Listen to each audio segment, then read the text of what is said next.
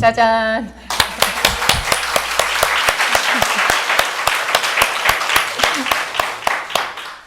제가 주중에 중앙대학교에 갔었는데요. 저는 그게 그렇게 대단한 자리인지 모르고 갔거든요. 제가 기부를 해가지고 중앙대학교 약학대학에 스터디 카페가 만들어졌어요. 그 스터디 카페를 제 이름으로 명명을 하고 거기다 제 얼굴을 이렇게 만들어가지고 현판식을 하는데요. 와, 총장님 오시고 부총장님 오시고 중앙대학교 이사장님이 왔어요. 이사장님은 인사하고 가셨지만 저 때문에 오셨대요. 하여튼 거기서 현악 사중주가 있었어요. 약대생들 중에서 그 공부를 이렇게 잘하는 애들이 악기도 어렸을 때 엄마들이 또 시켰는지 어쨌는지 바이올린 세 대에 그 첼로 한 대 이렇게 해서 뭐 꽤 하더라고요. 근데 그게 이제 우리가 보통 레코딩으로 듣는 그 수준 높은 거기에는 못 미치죠. 그렇지만 그래서 이게 라이브 아닌가 그런 생각이 들었어요. 거기서 짜잔 해줬잖아요. 이게 저 좋으라고 해준 거예요. 특별히 학생들이 그렇게 해줘서 오늘 그 생각이 들었어요. 언젠가 우리 기도학교에도 이런 현악 연주하시는 분들이 짜잔 해주는 날이 그런 생각을 해봤습니다. 하여튼 오늘도 여러분들 진심으로 감사하고요. 오늘 제목 띄워주세요. 축복을 부르는 언어. 우리가 이 입으로 기도하고 입으로 찬양을 불러요. 근데 입으로 욕도 하고 입으로 불평도 해요. 뭐 말을 가지고 그래. 그 말 한마디 가지고 뭐 그래. 그렇게 얘기를 하는데 제가 버럭 화를 내면서 그랬어요. 기도도 말로 하는데 네, 신앙 고백도 말로 하는 거예요. 그래서 말 한마디가 정말 중요해요. 똑같이 우리가 하루를 살고 똑같이 우리 일생을 사는데 어떤 믿음의 사람들은 쓰는 언어가 다른 거예요. 뭐 영어가 중요한 게 아니라 히브리어가 중요한 게 아니고요. 지금 히브리어 쓰는 사람들이 천국 백성인가요? 그건 아니에요. 그건 아니고 영의 언어, 하나님의 뜻에 합한 그런 언어가 있어요. 그 언어를 하나님께서 들으시거든요. 우리가 말하는 것을 원수 마귀도 듣고 하나님도 들어요. 원수 마귀는 그걸 틈타서 우리 인생을 도적질하기 위해서 듣고 하나님은 어떻게 하면 쟤를 좀 복을 줄까 싶어서 우리 말을 들어요. 그래서 오늘 축복을 부르는 언어 그런 제목으로 한번 제가 제목을 정해봤어요. 오늘 본문 말씀은 요새 왜 이렇게 창세기가 좋은지 모르겠어요. 창세기 변함없이 창세기 43장 함께 읽겠습니다.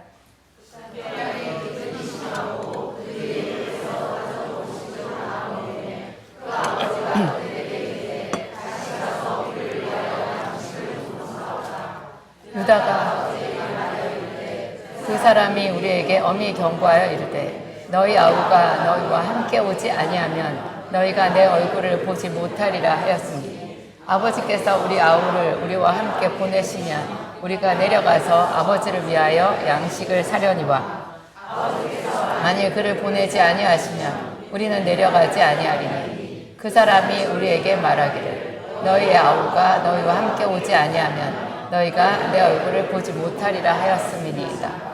이스라엘이 이르되 너희가 어찌하여 너희에게 또 다른 아우가 있다고 그 사람에게 말하여 나를 괴롭게 하였느냐. 그 사람이 우리와 우리의 친족에 대하여 자세히 질문하여 이르기를 너희 아버지가 아직 살아 계시느냐 너희에게 아우가 있느냐 하기로 그 묻는 따라 그에게 대답한 것이니 그가 너희 아우를 데리고 내려오라 할 줄을 우리가 어찌 알았으리이까. 유다가 그의 아버지 이스라엘에게 이르되 저 너와 함께 보내지 우리가 곧 가리니 그러면 우리와 아버지 우리 어린아이들이 다 살고 죽지 아니하리이다. 내가 그를 위하여 담보가 되오리니 아버지께서 내 손에서 그를 찾으소서. 내가 만일 그를 아버지께 데려다가 아버지 앞에 두지 아니하면 내가 영원히 죄를 지리이다. 우리가 지체하지 아니하였더라면 벌써 2번 갔다 왔으리이다. 그들의 아버지 이스라엘이 그들에게 이르되 그러할진대 이렇게 하라. 너희는 이 땅의 아름다운 소산을 그릇에 담아가지고 내려가서 그 사람에게 예물로 드릴지니 곧 유향 조금과 꿀 조금과 향품과 몰약과 향나무 열매와 감 복숭아이니라. 너희 자루 아귀에 도로 넣어 그 돈을 다시 가지고 가서 혹 잘못이 있을까 두렵도다. 내 아우도 데리고 떠나 다시 그 사람에게로 가라. 전능하신 하나님께서 그 사람 앞에서 너희에게 은혜를 베푸사 그 사람으로 너희 다른 형제와 베냐민을 돌려보내게 하시기를 원하노라. 내가 자식을 잃게 되면 이르리로다. 그 형제들이 갑절의 돈을 손에 가지고 베냐민을 데리고 애굽에 내려가서 요셉 앞에 서니라. 네. 뭐 성경을 다들 많이 보셔서 전후 이야기는 다 아시죠? 여기서는 야곱이라고 하지 않고 이스라엘이라고 하고 있어요. 축복의 이름 이스라엘. 이스라엘. 문득 지금 우리가 뭐 중동 그런 이야기 할 때 이스라엘 얘기를 하잖아요. 그 이스라엘이 성경에 나오는 야곱의 이름이다. 이거를 한 번씩 생각해 봐야 돼요. 그 사람의 이름, 이 세상 사람들은 잘 몰라요. 이스라엘이 사람의 이름이라는 것을.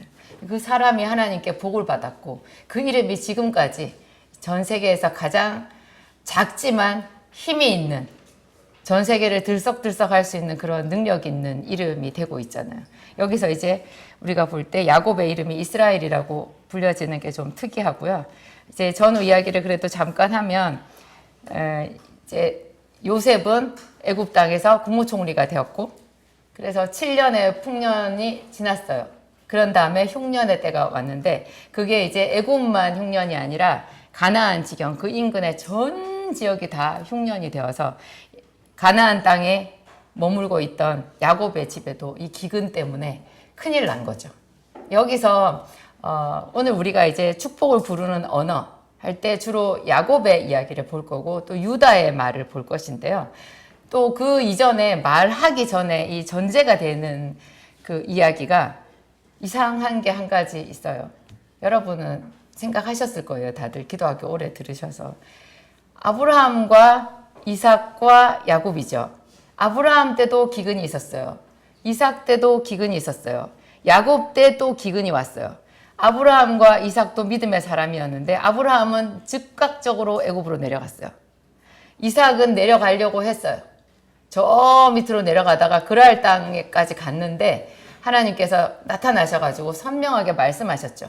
네가 애굽으로 내려가지 않고 여기 있으면 내가 너에게 복을 주리라. 그래서 그 말씀 가지고 거기 머물렀어요. 그런데 야곱은 꿈쩍도 안 해요. 기근이 왔으면 제깍 내려가야 되잖아요. 갔다가 또 오면 되지. 그렇게 생각하지 않아요. 이게 야곱과 위에 아브라함, 이삭의 차이예요. 야곱이 제일 믿음에 앞서 있는 든든한 그런 사람인 거죠. 오히려 야곱 때는 이제 내려가야 되거든요.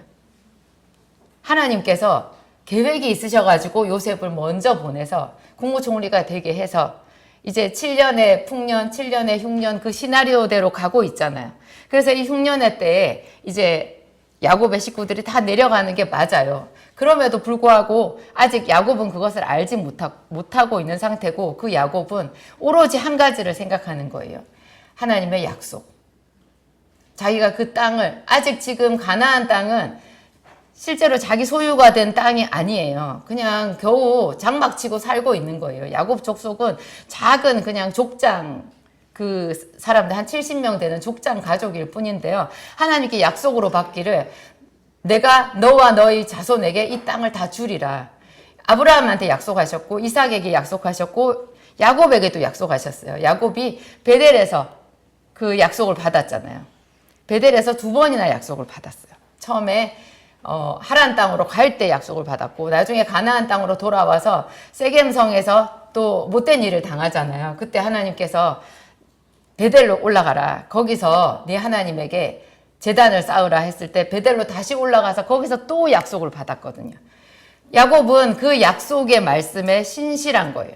무슨 천지개벽하는 일이 있어도 그 땅을 벗어나고 싶어 하지 않는 거죠. 하나님은 이런 마음의 중심을 봐요. 보통 사람들이 그냥 마음이 자꾸 바뀌어요. 저도 잘 바뀌더라고요. 그래서 분명히 제가 사랑해서 결혼했는데 아닌가? 아닌 것 같네. 내가 크게 잘못했네. 어떡하지? 큰일 났네. 어떡하지? 와, 이거 큰일 났네. 매일매일이 고문이었어요. 매일매일이. 그렇지만 어떡하겠어요? 그거 뭐 어떻게 할 수 없잖아요. 근데 좀 제가 그런 생각은 들었어요. 좀 쉬었다 가면 좋겠다. 근데 쉴 수 있어요? 여러분 친정에 가면 좀 쉬어져요? 제가 친정에 자주 가시는 여자분들 봤는데요. 그렇게 하지 말라 그래요. 친정에 가는 순간 모든 시계가 스톱되는 거예요. 이건 남편과 자녀들과 내 앞길의 문제는 내가 정면으로 돌파를 해야 돼.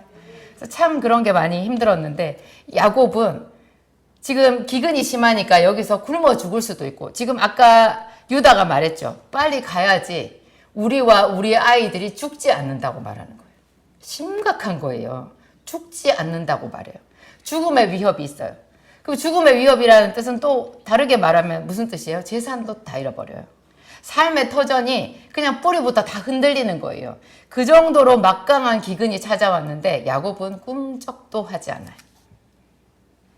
꿈쩍도 하지 않고 하나님의 약속만 붙잡고 있는 거죠. 이 야곱의 고백이 이제 오늘 우리의 이야기인데요. 야곱은 11절에서 13절에 고백하고 있어요. 11절, 13절까지 한번 볼까요? 함께 읽겠습니다. 그들의 아버지 이스라엘이 그들에게 이르되 그리할진대 이렇게 하라. 너희는 어떻게 되는?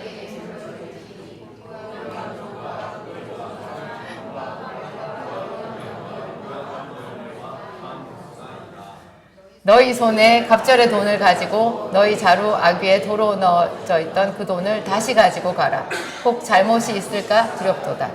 네 아우도 데리고 떠나 다시 그 사람들에게로 가라.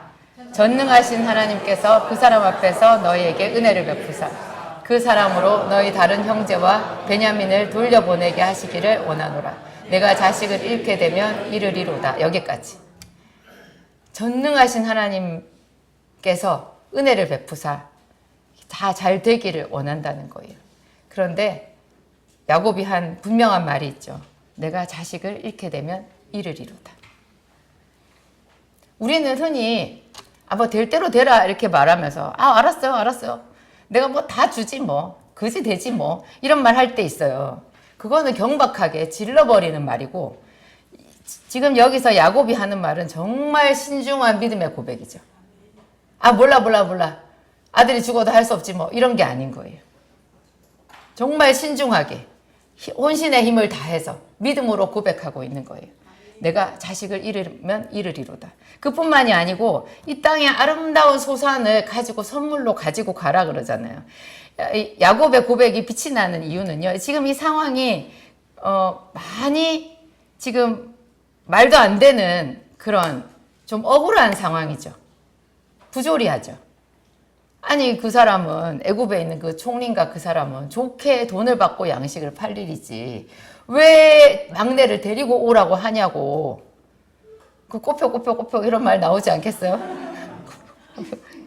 그 말도 안 되는 상황인 거죠. 이것은 너무나 억울하고 원통한 그런 거거든요.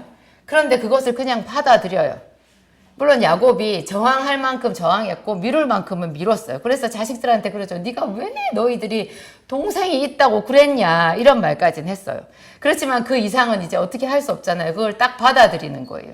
그러면서 그 불합리한 그 상황, 억울한 그 상황을 받아들이고는 자기는 선으로 그것을 이기기 위해서 그 나쁜 사람에게 자기 자식을 죽일지도 모르는 그 나쁜 사람을 위해서 선물을 준비하는 거예요. 이거 어디서 본 생각이 나죠? 야곱은 선물을 잘 줘요. 자기 형 에서가 세상에 아버지 재산 지가 다 가져가 놓고 지는 장자 명분 무시하고 싫다 해놓고 그래 놓고는 20년이 지나도 그 분노를 하나도 풀지 않고 지금 야곱을 향해서 400명의 군사를 거느리고 달려올 때 야곱이 얼마나 기가 막히고 한탄스럽고 그 형이 밉겠어요. 그러면 한판 붙어보자 이렇게 할 수 있는데 야곱은 더 몸을 낮춰요. 그래가지고 자기의 때 중에서 좋은 것들을 가려가지고 선물을 보내는 거예요. 이 선물이요. 제가 봤어요. 얼마만큼 선물인가 자세히 보면 암염소가 200, 암양이 200, 기본 이 정도예요. 황소가 10. 세보셔야 돼요. 여러분 성경에 숫자 나오는 거는요, 세보라고 있는 거예요. 그 선물의 규모가 그거예요. 그 선물의 규모를 통해서 우리가 야곱의 그 마음을 알 수 있고요. 넉넉하게 후덕하게 자기 형한테 최선을 다해서 그 임한다는 그런 마음을 알 수 있고, 또 한 가지 야곱이 얼마나 부자였는지를 알 수 있어요. 그 두 가지. 와, 야곱이 하나님께 얼마나 복을 받았길래 황소 10마리, 암염소 200마리, 암양 200마리, 순양 20마리, 수염소 20마리, 약대? 낙타가 또 그 정도 됐던 것 같아요. 그 정도의 규모를 보내잖아요. 여기서도 야곱이 그 부당한 애굽 총리, 자기는 얼굴도 모르지만 그 사람을 위해서 선물을 준비하는 거. 이거 돈을 쓰는 거거든요. 지금 자기 망할지도 모르는데. 그러니까 이게 성공하는 사람은 그런 게 있는 것 같아요. 성공하는 사람은 위기에 있을 때 더 큰 돈을 쓸 줄 알아요. 선물도 팍 할 줄 알아요. 그 다음에 양식의 값도 갑절을 준비했대요. 이것도 참 야곱만 둘 수 있는 일인 것 같아요. 물론 결과적으로 이런 것들이 아무 소용은 없었어요. 그렇지만 우리가 이런 마음으로 살아야 된다라는 거죠. 이것이 믿음의 마음이라는 거고, 이 악한 세상, 부당한 현실 속에서 선으로 악을 이기는 방법 중에 하나가 되는 거예요. 우리가 사람들에게 좋은 마음을 가지고 나에게 악한 일을 하는 사람에게도 그냥 대적하지 않는 것, 피할 수 있으면 피해보는 것. 물론 무조건 당하고 살으라는 얘기는 아닌데요. 우리가 저항할 수 없을 때 우리 입에서 욕이 나오잖아요. 욕은 하지 말라는 거죠.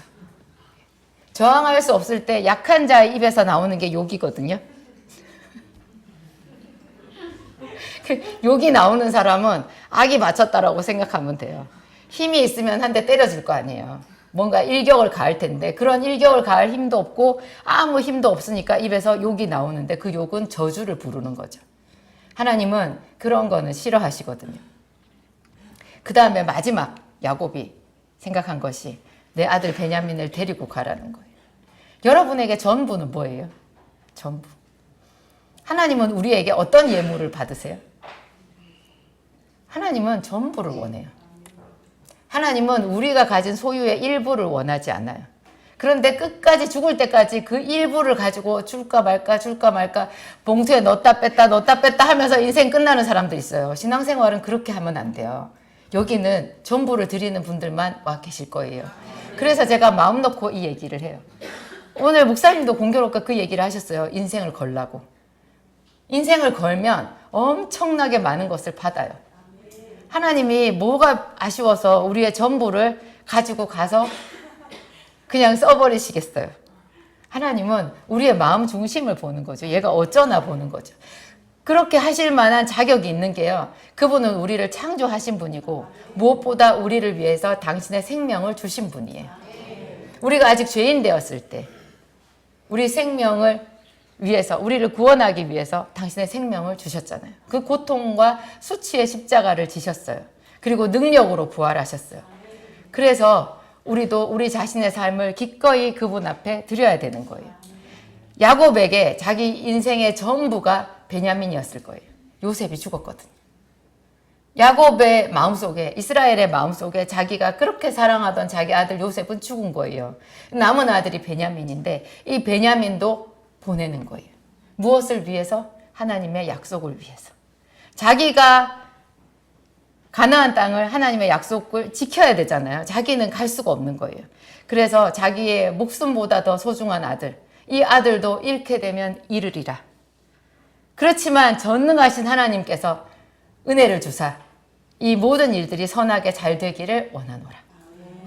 이게 축복을 부르는 언어인 거예요. 아무나 할 수 없는 그 대단한 언어. 하나님이 야곱에게 숨기신 것이 있어요. 우리에게도 하나님은 숨겨요. 뭘 숨겨요? 내일 일을 숨겨요. 우리 일생의 그림을 하나님은 숨기시잖아요. 숨겨놓고 우리에게 믿으라고 말씀하세요. 내가 너에게 선을 베풀 줄을 너는 믿으라는 거예요. 아브라함에게도 다 보여주시지 않았어요. 환상으로 그 엄청난 자기 후손들, 이스라엘 땅 그 다윗과 솔로몬 시대의 그 영광 이런 걸 막 보여주시면 좋잖아요. 근데 하나님은 뭘 보여주셨어요? 하늘의 별을 보라. 별을 봐라. 그리고 아무것도 없는 황량한 그 롯이 버리고 간 땅이잖아요. 롯하고 아브라함이 서로 갈라서야 되는데 롯은 소알 땅을 택했어요. 그죠? 소돔과 고모라 땅을 택했어요. 그럼 반대편으로 아브라함이 갔죠. 거기는 롯이 봤을 때 황량한 땅이었어요. 아무것도 없는 땅. 근데 그 땅에 섰을 때 하나님께서 네가 선 땅을 너와 너의 후손에게 주리라 뭐 황무지 주겠다는 얘기예요. 안 좋아 보여요. 그래서 믿음이 없는 사람들은 하나님의 약속이 우스워요. 그깟게 뭐 보이지도 않는데 이렇게 생각하죠. 믿음이 있는 사람한테만 믿음으로 그것이 보이는 거예요. 그것은 선포고요. 그래서 하나님은 이런 걸 즐기시는 것 같아요. 감춰둬요. 딱. 얘가 어쩌나 보는 거죠. 어쩌나. 그래서 야곱에게 하나님은 숨기셨어요. 요셉이 살아있다라는 것을. 얼마나 요셉이 울었겠어요. 얼마나 울었겠어요. 17살의 아들, 17살짜리 아들, 내 피 같은 아들이 짐승에게 찢겨서 죽었단 말이에요. 그거를 가지고 야곱이 자기도 같이 죽겠다고 그렇게 말하면서 몸부림쳤는데 그 영적인 사람 야곱에게 하나님이 보여주시지 않았어요. 하나님은 함구하셨어요. 그래서 야곱의 믿음이 빛나는 거예요. 그리고 야곱에게 하나님이 7년 흉년의 이유를 말씀하시지 않았어요. 지금 7년 흉년 이거 하나님의 주권 아래에 있는 거잖아요. 지금 야곱과 그 일족들이 죽을 수도 있는 그런 위기에, 그 약속의 땅에서 죽을 수도 있는 위기에 있거든요. 그러면 하나님이 넌지시 얘기해 주실 수도 있잖아요. 이게 다 계획이 있어. 이렇게 얘기해 주실 수 있는데 하나님 말 안 해요. 여러분도 그거를 생각하셔야 돼요. 그래서 신앙생활은 스릴이 있어요. 그래서 신앙생활을 모험이라고 말하는 거예요. 근데 이것은 백전백승의 모험이에요. 믿는 사람들에게는 백전백승인 거죠. 나중에 하나님께 몹시 부끄러워져요. 내가 그때 주저했던 것. 내가 그때 원망하고 흘렸던 눈물이 굉장히 부끄러워지는 날이 있어요. 덜 부끄럽게, 자랑스럽게. 여러분, 더 큰 믿음으로 하나님을 찬양해 보세요. 힘들 때 더 온전하게 찬양하고, 그죠? 막 믿음은 상상력이다. 제가 그런 얘기 했죠. 오늘 저희 목사님도 그 구집사님, 재밌었죠? 상상하라고 그랬죠. 바람난 남편, 하나님이 번쩍 들어서 자기 침대 옆에 딱 눕히는 거 상상하고 기도하라고 그랬어요. 여러분도 상상하세요. 여러분 가정의 그 아름다운 그림 상상하셔야 돼요. 믿음은 상상력이에요. 그래서 하나님은 그 상상력을 자극하려고 우리에게 아브라함의 이야기를 하시고 아브라함에게 뭇별을 셀 수 있나 보라. 바다의 모래를 보라 하시는 거예요. 근데 우리는 본즉 안 보이는 거죠. 잘 안 보여요. 그래서 항상 이 말씀을 가지고 선포하는 거죠. 나는 내게 말씀하신 그대로 되리라고 하나님을 믿노라. 내게 말씀하신 그대로 되리라고 하나님을 믿노라. 제가 며칠 전에 갑자기 새삼스럽게 제가 지금 신앙생활 한 지 엄청 오래됐잖아요. 뭐 30 몇 년, 여러분들 중에서 저보다 더 오래되신 분들도 계시겠지만 뭐 결혼하고 30년 되면은 뭐 신혼의 느낌 없잖아요. 신앙생활을 해서 한 30년 했는데 35년 뭐 그 정도 했는데 막 하나님이 너무 좋고 이런 거 사실 좀 생각하기 힘든데요. 제가 주중에 갑자기 그러더라고요. 굉장히 좋은 거예요.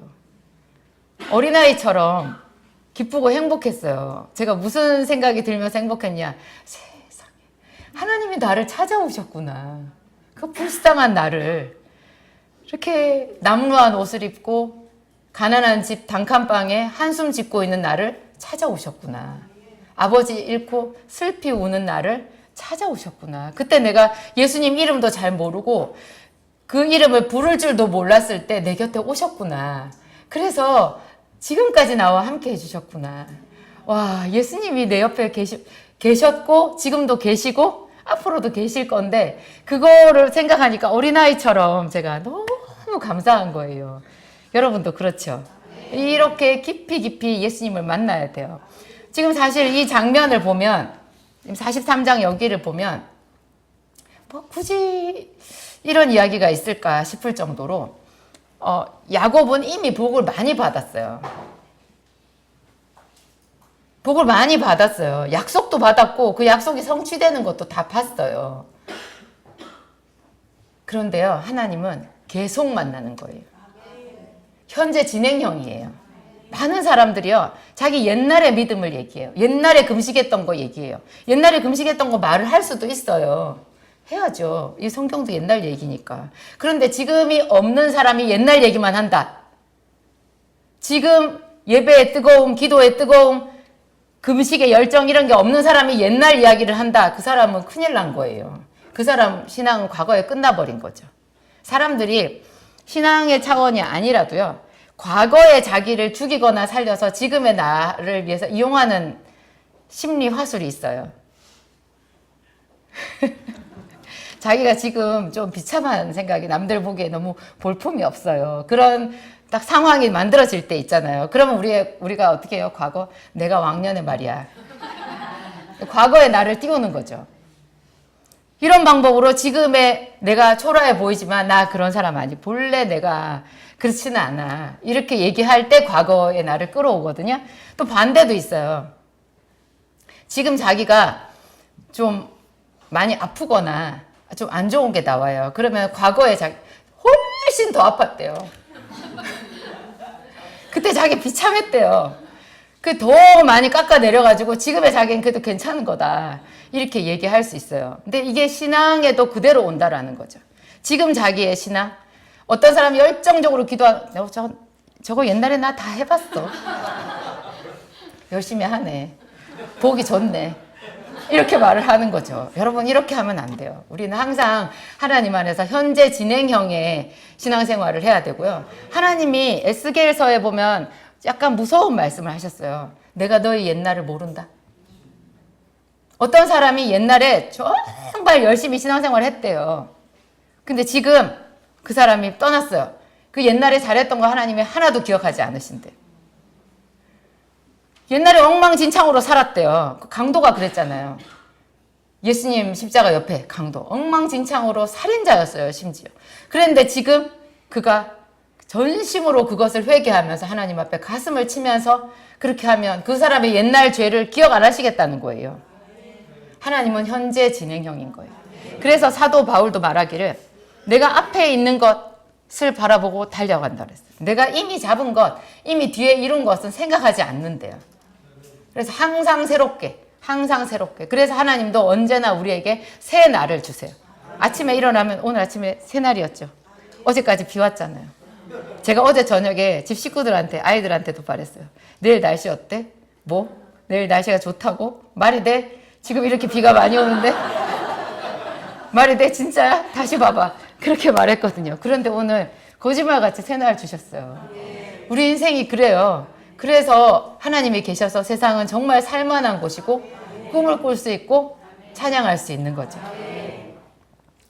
하여튼 야곱은 자기의 전부를 걸고 자기의 재산, 아들, 피 같은 아들 베냐민을 걸고 하나님의 약속을 지키기를 원했어요. 근데 유다의 지혜를 한번 볼까요? 유다의 지혜 8절, 9절 한번 보겠습니다. 함께 읽겠습니다.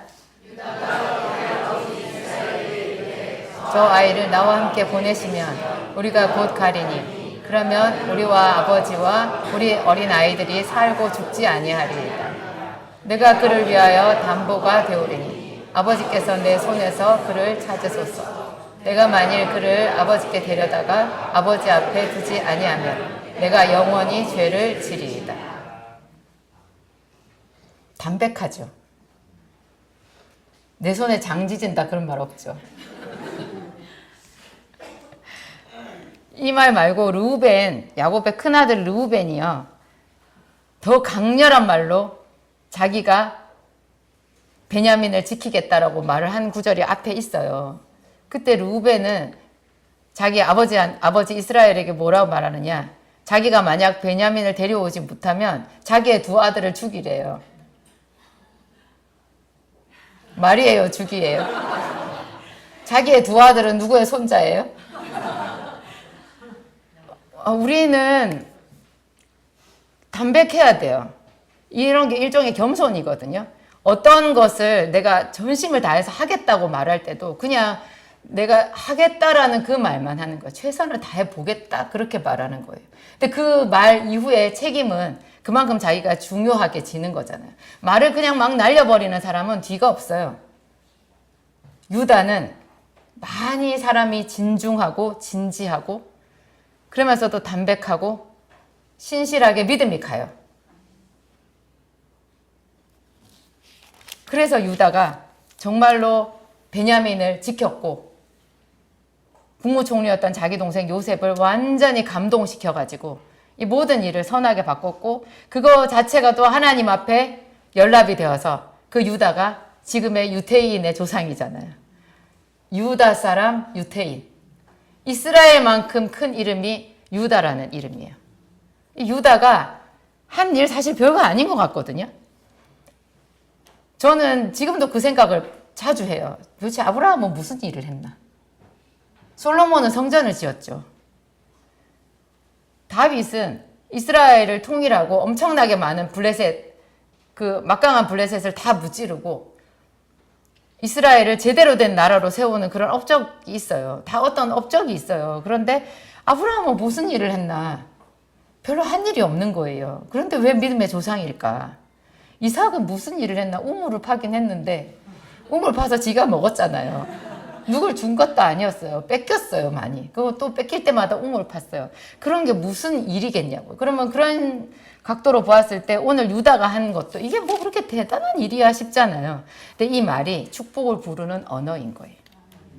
자기가 나서서 겸손하면서도 정성을 다해서 아버지를 위로하고 베냐민을 지키고 그리고 온 가족이 지금 죽게 생겼잖아요. 양식을 사와야 돼요. 그 일에 대해서 차분하게 이 문제를 풀어가는 그런 일을 유다가 하고 있는 거예요. 루벤이나 시므온이나 레위는 여기서 형들이지만 전혀 어떤 리더십이 없어요. 넷째 아들인 유다가 이 온 가족의 장남으로서 이 일을 진두지휘를 하고 있는 거예요. 이런 유다의 헌신, 차분함, 진중함 이런 것도 우리가 본받아야 되는 거죠. 본받고 우리는 묵묵하게 우리 믿음의 일을 계속해야 되고 최선을 다해야 되고 그 영광의 결과를 하나님 앞에 올려드려야 되고 제가 전부를 드리는 믿음 결단을 한 몇 가지를 뽑아보았는데요. 누가복음 21장 함께 읽겠습니다.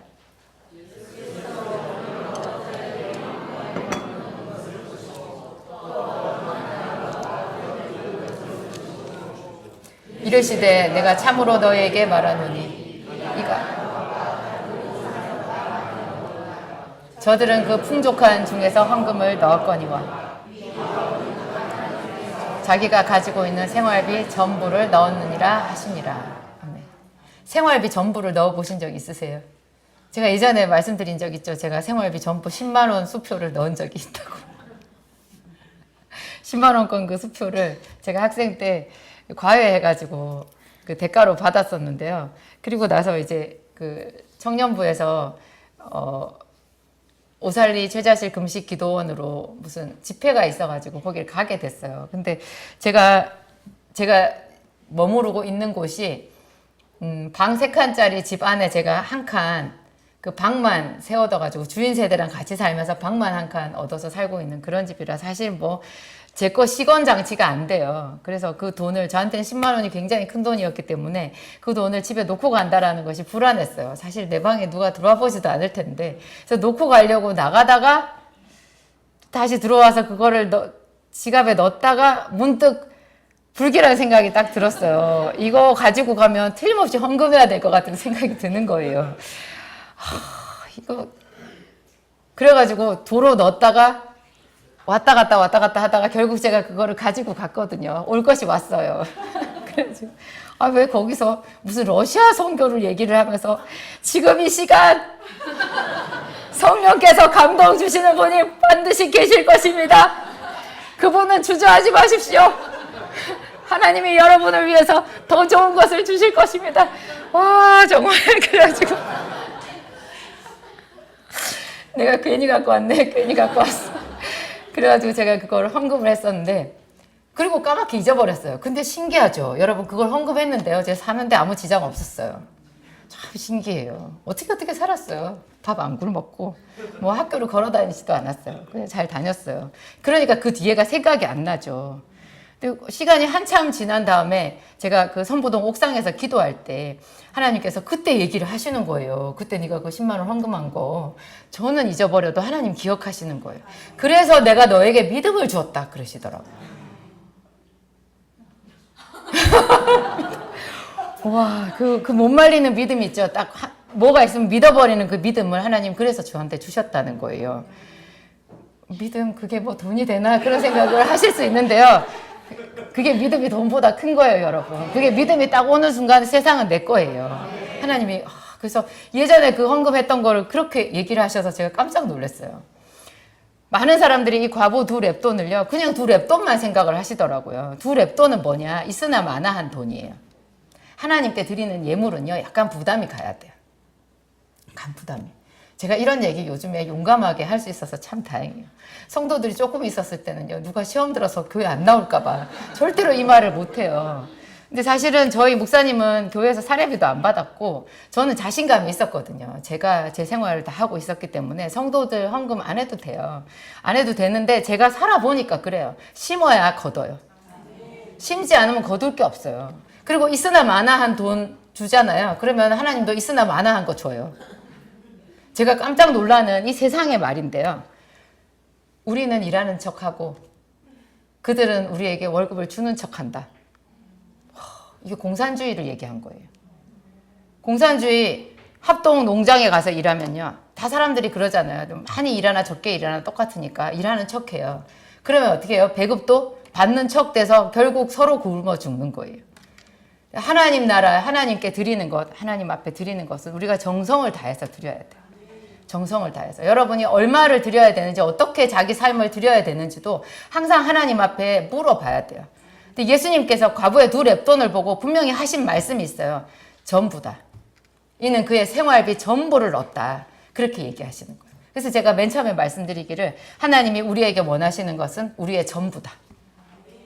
내가 너의 삶의 전부를 원한다.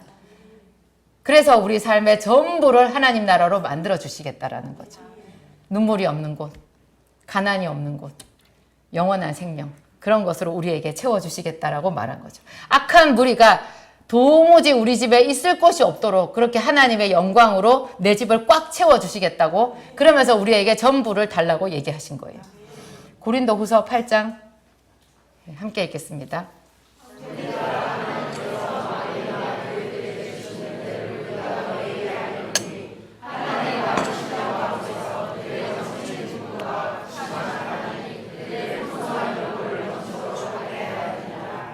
내가 증언하노니 그들이 힘대로 할 뿐 아니라 힘에 지나도록 자원하여 이 은혜와 성도 섬기는 일에 참여함에 대하여 우리에게 간절히 구하니, 우리가 바라던 것뿐만 아니라 그들이 먼저 자신을 죽게 드리고 또 하나님의 뜻을 따라 우리에게 주었도다.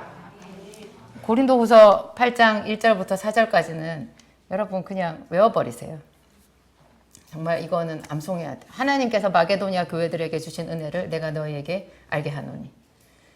그렇게 시작하잖아요. 제가 갑자기 생각이 안 나네. 이런. 외우라고 해놓고. 다시 펼쳐주세요. 환난의 많은 시련 가운데서 저희 넘치는 기쁨과 극한 가난이 그들로 풍성한 연보를 넘치도록 하게 하였느니라. 특히 2절이에요. 마게도니아에 있는 교회들, 마게도니아에 있는 교회들 생각나는 교회 있어요? 빌립보 교회, 데살로니가 교회. 사도 바울이 에게해를 건너서 2차 선교 여행 가가지고 빌립보 성에 갔고, 그 다음에 데살로니가, 베레아 뭐 이런 데를 갔잖아요. 거기가 마게도니아 교회들이에요. 특히 이제 대표 주자가 빌립보인데요. 빌립보 있는 그 교회들에게 주신 은혜를 너희에게 알게 하노니. 지금 이 편지는 누구한테 보내는 편지예요? 고린도 교회에 보내는 편지예요. 우리가 이번에 성지순례를 갔는데요. 고린도를 갔어요. 그리고 빌립보도 봤어요. 고린도는 엄청나게 커요. 빌립보는 되게 작은 도시예요. 근데 저기 있는 말 그대로예요. 정말 큰 고린도 교회 성도들이 헌금에 인색했어요. 사도 바울이 이 사람들에게도 하나님께 심는 것을 가르쳐줘야 되겠는 거예요. 근데 또 그들의 인격을 무시하면 안 되잖아요. 그래서 아주 기술적으로 정말 사랑을 다해서 얘기하고 있는 거예요. 주께서 마게도냐 교회에 주신 은혜를 너에게 알게 하노니. 마게도냐에 있는 교회. 그들이 환란에 많은 시련 가운데서 마게도냐 교회가 굉장히 어려운 지경에 있다라는 것을 고린도 교회 사람들도 알았던 것 같아요. 환란의 많은 시련 가운데에서 넘치는 기쁨으로 풍성한 연보를 하나님께 넘치도록 했다라는 거예요. 근데 그 비결이 뭐냐? 그 뒤에 나오죠. 3절, 4절에. 3절에. 힘대로 할 뿐 아니라 힘에 지나도록 자원하여. 이 은혜와 성도 섬기는 일에 참여함에 대하여 우리에게 간절히 구하니. 그 다음 5절. 우리가 바라던 것뿐 아니라 그들이 먼저 자신을 주께 드리고 또 하나님의 뜻을 따라 우리에게 주었도다. 어떻게 했다고요? 자신을 주께 드렸다고요. 전부를 드린 거예요. 마음이 다 가 있는 거예요. 자기 인생을 걸었어요, 하나님께. 그러니까 힘에 지나도록 자원해서 헌금을 하는 것이 어렵지 않은 거죠. 그렇게 하면서 기쁨이 넘쳐서 한다라는 거예요. 그 전체가 하나님이 마게도냐 교회에 주신 은혜라는 거죠. 여러분, 제가 성전 지을 돈이 없어서 이 말 하고 있는 거 아니에요. 우리 성전 지을 돈이 충분히 돼요. 충분히 돼요. 안 하셔도 돼요. 근데 제가 해보니까 그래요. 하는 사람이 복을 받더라고요. 제가 다 했잖아요. 너무 제가 다 받은 것 같아요. 너무 제가 다 받은 것 같아요. 제가 그 자유센터에 있는 그 약국에서 이제 처방전도 끊기고 월세는 엄청나게 많고 처방전이 없으니까 월세가 굉장히 많게 느껴지더라고요. 이 월세를 내가 어떻게 내나 그런 생각이 들고 하루하루 한 달 한 달 버티는 것이 꿈만 같았는데 그때 제가 하나님께 하나님 제가 이 약국을 하나님께 드려요. 잘 안 되는 약국이지만 하나님께 드려요. 제 통장 맨날 달랑달랑한 통장이지만 이 통장도 하나님께 드려요. 하나님께 드려요. 되게 감동적인 제가 스스로 생각해도 참 잘했다 싶은 그런 고백을 했는데요. 그 뒷얘기가 또 중요해요. 여러분 그걸 드렸다고 하나님이 바로 통장에 확 채워주시나요? 안 그래요. 계속 어려워요. 계속 어려워요. 그래서 제가 그 있는 거 나머지 다 털어가지고 다음 달 약국에 결제해줄 돈이 없을 것까지 해가지고 다 털어서 이 성전 입당했거든요. 어떡하지? 내가 다음 달에 큰일 났네. 이제 카드사 날아올 텐데 나 옛날에 제가 신용불량자 될 뻔했던 그 끔찍한 기억이 있잖아요. 그러니까 더 살 떨리더라고요. 그런 일까지 다 겪었어요. 근데 하나님께서 기가 막히게 저한테 응답해 주셔가지고 저 신용불량자 안 되고 더 잘 돼서 여기까지 오게 됐죠. 그러면 지금 저는 얼마나 헌금을 할 것 같아요, 여러분? 그게 저한테 고민이에요. 이제 너무 많아졌잖아. 그래서 이제 어떻게 헌금을 하나. 제가 더 기쁘게 하나님께 고백하게 돼요. 하나님, 이렇게 약국이 잘 되고 몰도 잘 되고 제가 돈을 많이 버는 것 같아도요. 예수 그리스도의 이름에 비하면 아무것도 아니에요. 제가 이 전부를 하나님께 드려요. 전부를 하나님께 드려요. 제가 제 수익 몽땅 지금 헌금하고 있어요. 전 수익금을. 그냥 몽땅 헌금하고 있어요. 근데 이렇게 할 수 있어서 너무너무 감사해요. 그래도 저 잘 살잖아요. 잘 먹고요. 제가 잘 살고 있어요. 비록 조금밖에 못 먹지만 잘 살고 있어요. 내 아이들도 하나님께 드려요. 남편도 하나님께 드려요. 그런데 놀라운 것은 제가 대학생 때 제 삶을 하나님께 드린다고 고백했잖아요. 그리고 중간에도 한 번씩 하나님께 그런 고백을 했어요. 지금도 제가 이 나이 먹고 하나님께 제 삶을 드린다고 고백할 때 이상한 거는 이 고백할 때마다 굉장한 감동이 있어요. 여러분 그 노래 가사 아세요? 아무리 들어도 사랑한다는 말은 질리지 않는데요. 사랑한다는 말을 자꾸 해달라고 그러잖아요. 하나님께서 우리에게 듣고 싶어 하는 말이 그건 것 같아요. 내 삶을 하나님께 드려요. 하나님 제 삶을 내 아들도 하나님께 드려요. 이 속썩이는 아들 하나님께 올려드립니다. 정말 하나님께 올려드려요. 최선을 다해서 기도하는데 하나님 쓰시든지 어쩌시든지 하나님 이 아들을 당신께 올려드려요. 제가 이 속썩이는 남편도 하나님께 올려드려요. 제 집을 몽땅 하나님께 다 올려드려요. 놀랍게도 하나님이 이런 고백을 굉장히 기쁘게 들으시고요. 이런 고백을 진심으로 하는 사람들이 진짜 하나님 앞에서 신바람 나는 신앙생활을 하게 되어 있어요. 그게 그런 믿음의 고백이 축복을 부르는 그런 언어인 것 같아요. 여러분들 스스로도 저보다 더 잘하실 것 같아요. 제가 다 표현 못해도 여러분 아시죠? 예, 고백해서 상급 받으시기 바랍니다. 기도하시겠습니다. 하나님 감사합니다. 하나님 감사합니다. 야곱을 이스라엘이 되게 해주신 것. 이스라엘은 잘 알았습니다. 자기의 생명이 하나님께 속해 있다라는 것을. 죽었다고 생각한 요셉도 하나님의 품에 있다고 그렇게 믿고 요셉을 하나님께 올려드리고 야곱이 신앙생활을 했었습니다. 하나님, 그런 야곱의 믿음을 오늘 우리가 보았습니다. 우리의 전부를 하나님 앞에 올려드립니다. 하나님, 이제껏 내 힘껏 살아왔지만 보잘것없는 지난 삶입니다. 아버지, 있는 그대로 주님께 올려드리오니 주님 용서하시고 씻어주시고 새롭게 하셔서 당신의 뜻대로 사용하여 주시옵소서. 하나님이 안디옥이라 불러주신 아버지께 감사합니다. 우리는 참으로 그 수리아 안디옥에 비하여서 너무나 비천하고 보잘것없는 능력 없는 이 모습 그대로이지만 우리 하나님, 우리를 불러주셔서 감사합니다. 우리를 안디옥이라 부르시고 우리를 그 안디옥의 그리스도인으로 불러주신 하나님께 감사합니다. 우리가 고백하는 대로, 주님 불러주시는 대로 우리를 그와 같이 아름답게 만들어주실 줄 확신합니다. 이 시간에 간절히 구하오니 성령님, 약속의 성령님 운행하여 주셔서 주의 이름을 부르는 모든 자녀들에게 하늘 문을 열어주시고 보지 못하던 것 믿음으로 보게 하소서. 하나님, 믿음으로 선포하며 아브라함의 자손이 되게 하여 주옵소서. 온전한 그리스도인이 되어서 하나님 앞에 축복의 통로가 되게 하여 주옵소서. 예수님 이름으로 기도합니다. 아멘. 기도하시겠습니다.